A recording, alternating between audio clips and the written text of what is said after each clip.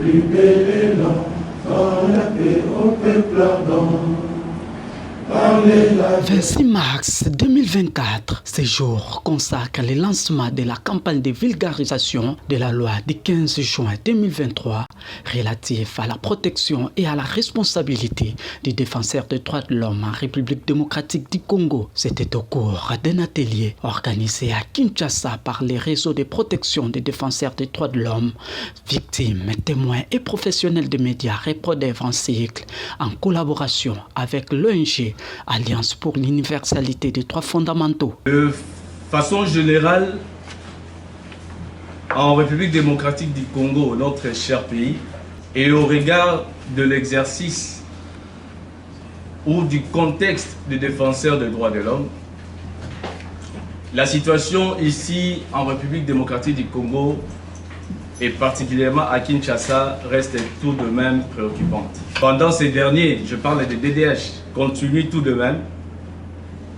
à faire face à des multiples entraves, d'exactions et des restrictions à leurs engagements en faveur des droits humains aussi, malgré la promulgation de la loi en vigueur sur la protection et la responsabilité du défenseur des droits humains en juin 2023.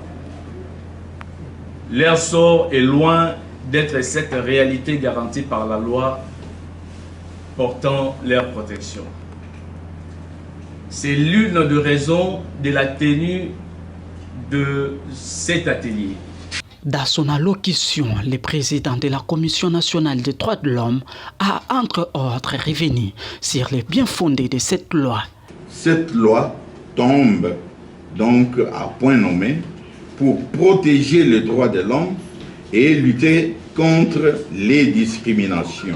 Représentant le ministre des Droits humains à cette cérémonie, Maître Tony Tambo a invité tout Congolais impliqué dans la protection des droits de l'homme de s'approprier cette loi, c'est avant d'appeler à la collaboration de tous pour bénéficier des privilèges de cette loi.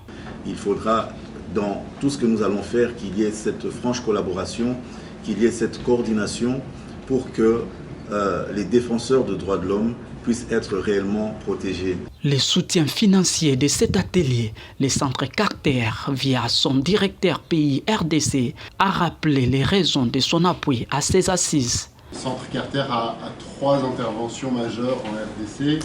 La première, c'est la gouvernance des industries extractives. La deuxième, c'est l'observation citoyenne des élections. Et la troisième, c'est ce que nous appelons la Maison des droits de l'homme. C'est dans le cadre de notre Maison des droits humains que nous avons appuyé et que nous continuons d'appuyer le réseau Reprodev.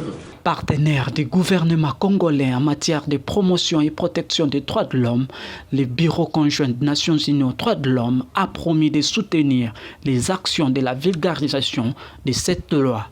Des interventions ont ponctué cet atelier, notamment celle du président de l'AIDF, qui a pertinemment présenté les contours de la loi sur la protection et la responsabilité des défenseurs des droits de l'homme en RDC. Et dans cette loi, il y a des droits, des devoirs et la responsabilité et du défenseur des droits de l'homme et de l'État à travers tous ses agents. Nous avons passé en revue ces différents droits des uns et des autres et la responsabilité de tout un chacun. Et au terme des échanges que nous avons eus, nous nous sommes tous engagés pour le respect de cette loi, pour le respect des droits des défenseurs des droits de l'homme et leur protection, y compris aussi la protection spécifique pour les vulnérables, dont les femmes et les personnes vulnérables. Et nous espérons qu'avec cette loi, il y aura un nouveau comportement dans la façon d'aborder ou de considérer le défenseur des droits de l'homme dans notre société. Qui est défenseur des droits de l'homme? Il a été dit que c'est toute personne, de manière occasionnelle ou permanente, dans une association ou pas dans une association, dans le cadre professionnel comme le journaliste, comme le syndicaliste, tous ces gens-là, la République a besoin d'eux pour promouvoir et protéger les droits de l'homme en vue de créer un espace, un cadre où tous les droits de l'homme sont respectés par tout le monde.